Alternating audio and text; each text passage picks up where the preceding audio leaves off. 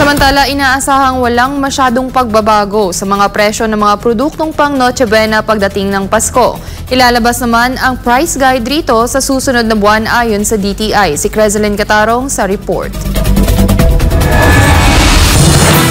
Hinihintay pa ngayon ng Department of Trade and Industry na makumpleto ang kanilang kinakalap na listahan ng Noche Buena products. Ayon kay Assistant Secretary Agaton Overo, ang supervising head ng Fair Trade Group ng DTI, ilalabas nila ang price guide ng Noche Buena items sa kalagitnaan ng Nobyembre. Aniya, 237 items ang sasakop ng price guide. Mahigit kalahati rito, base sa kanilang nakalap na presyo sa mga manufacturer, ay hindi nagtaas ng presyo kumpara sa nakaraang taon.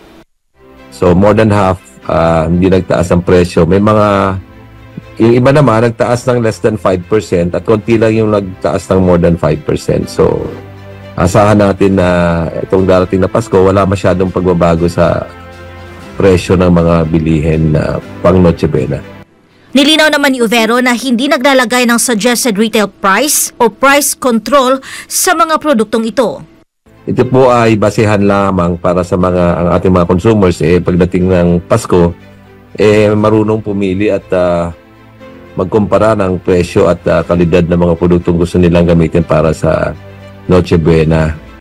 Pagdating naman sa hiling na price adjustment mula sa mga product manufacturer, inihayag ng opisyal na wala munang pagbibigyan dito. Ibig sabihin, walang pagtaas sa SRPs ng basic necessities at prime commodities hanggang sa katapusan ng taong ito.